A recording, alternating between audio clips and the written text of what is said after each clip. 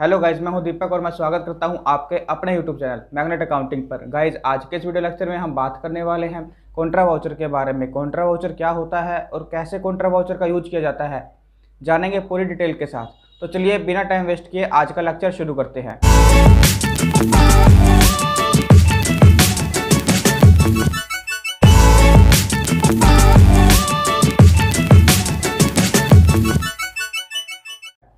तो दोस्तों, छोटी सी एक रिक्वेस्ट है आपसे, अगर आप नए व्यूवर हैं तो हमारे चैनल को सब्सक्राइब जरूर कीजिएगा और साथ ही साथ अपने फ्रेंड्स को और अपने फैमिली मेम्बर को शेयर जरूर कीजिएगा ताकि वो भी इन फ्री कोर्सेज का बेनिफिट उठा पाए।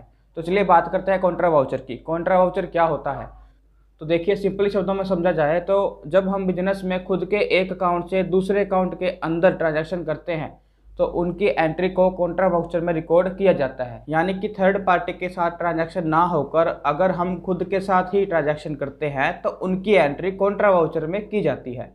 तो सिंपल सा ही इसका मीनिंग है, कोई लंबी चौड़ी इसमें बात नहीं है, ना ही इसमें कोई कन्फ्यूजन होने वाली बात है। एग्जाम्पल के तौर पे जैसे मान लीजिए हमने कैश को जमा करवाया है बैंक में या हमने कैश विड्रा किया है बैंक से, तो ये जो ट्रांजैक्शन हो रही है ये कॉन्ट्रा वाउचर में रिकॉर्ड की जाएगी। क्योंकि जो हम कैश डिपॉजिट करवा रहे हैं या कैश विड्रॉ कर रहे हैं बैंक से, तो वो जो ट्रांजैक्शन है वो बिजनेस के अकाउंट से ही हो रही है, कोई थर्ड पार्टी के साथ तो नहीं हो रही। तो इसलिए इन एंट्रीज को कॉन्ट्रा वाउचर में रिकॉर्ड किया जाता है। आई होप आपको क्लियर हुआ होगा। तो कॉन्ट्रा वाउचर के अंदर सिर्फ 4 तरह के ही एंट्रीज को रिकॉर्ड किया जाता है। पहली है कैश डिपॉजिट इन बैंक, अगर हम कैश जमा करवाएंगे बैंक के अंदर तो कॉन्ट्रा वाउचर का यूज किया जाएगा। सेकेंड एंट्री है कैश विड्रॉ फ्रॉम बैंक, अगर हम कैश विड्रॉ करेंगे बैंक से यानी पैसा निकालेंगे बैंक से तो कॉन्ट्रा वाउचर में एंट्री को रिकॉर्ड किया जाएगा। थर्ड है अगर हम एक बैंक से दूसरे बैंक अकाउंट में हम पैसा ट्रांसफ़र करते हैं तो उनकी एंट्रीज को भी कॉन्ट्रा वाउचर में रिकॉर्ड किया जाता है।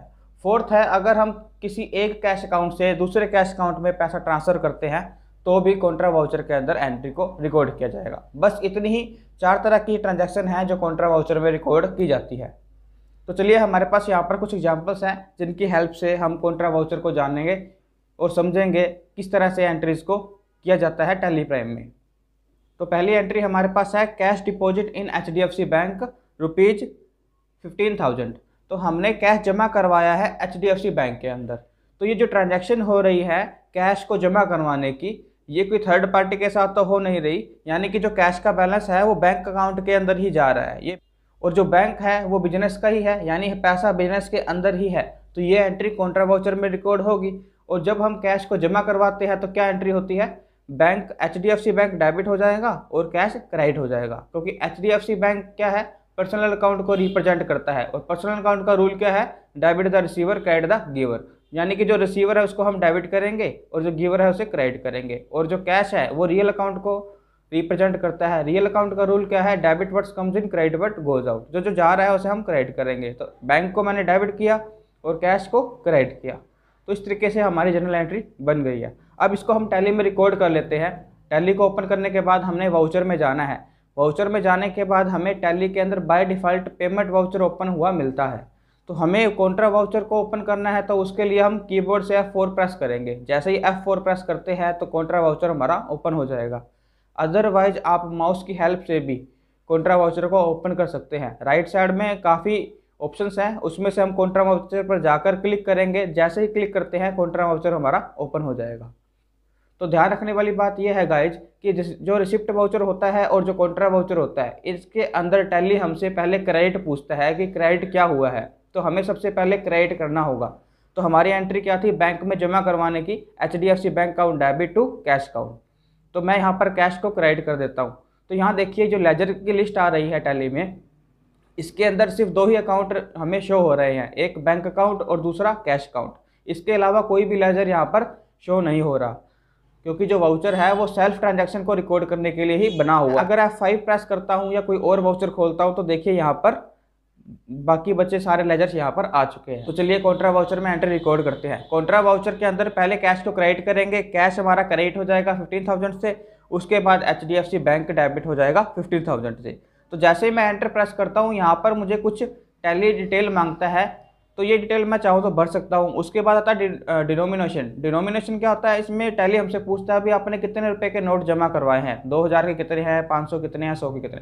तो चाहे तो हम इसमें डाल सकते हैं, अदरवाइज एंटर से इसे सेव कर लेंगे। नरेशन आप चाहें तो डाल सकते हैं, अदरवाइज एंटर एंट्री से हम एंट्री को सेव कर लेते हैं। तो नेक्स्ट एग्जांपल है हमारा cash withdraw from HDFC bank ₹2500। हमने कैश विड्रॉ किया है 2500 रुपये HDFC बैंक से। तो ये जो एंट्री हुई है कैश निकालने की, ये भी कॉन्ट्रा वाउचर के अंदर रिकॉर्ड की जाएगी। तो जब हम कैश को विड्रॉ करते हैं तो क्या एंट्री होती है, कैश डेबिट होगा और बैंक क्रेडिट होगा। तो इसको भी मैं जनरल एंट्री को टैली में रिकॉर्ड कर लेता हूँ। तो यहाँ पर पहले क्रेडिट क्या होगा उसे मैं कर देता हूँ। HDFC को मैंने क्रेडिट किया 2500 से और कैश को क्रेडिट किया, जो डिटेल है यहाँ पर मैं डाल देता हूँ। उसके बाद एंटर एंटर से हम इसको सेव कर लेंगे।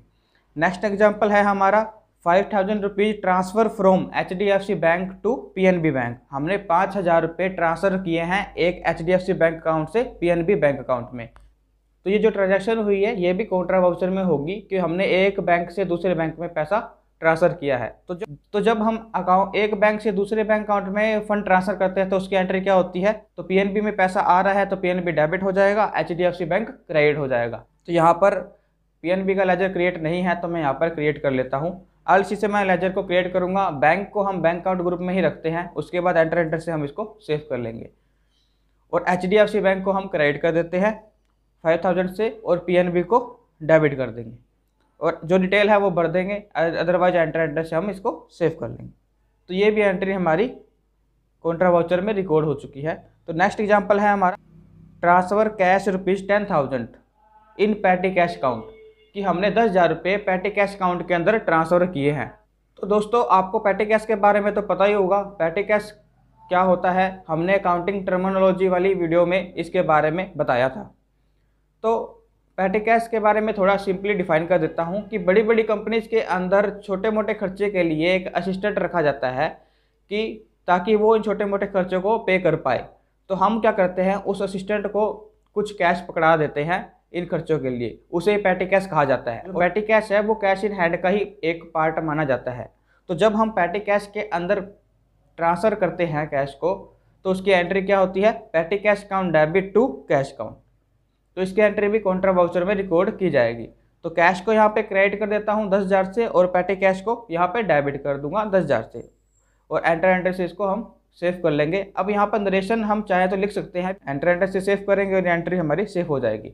तो इस तरीके से कॉन्ट्रा वाउचर का यूज किया जाता है टैली प्राइम के अंदर। सिर्फ 4 तरह की एंट्री जिसमें रिकॉर्ड की जाती है, ज़्यादा इसमें समझने वाला कुछ है नहीं, बहुत ही सिंपल वाउचर है।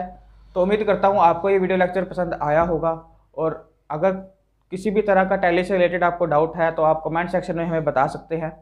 तो जुड़े रहिएगा हमारे साथ एक मैग्नेट की तरह मैग्नेट अकाउंटिंग पर। Thank you guys.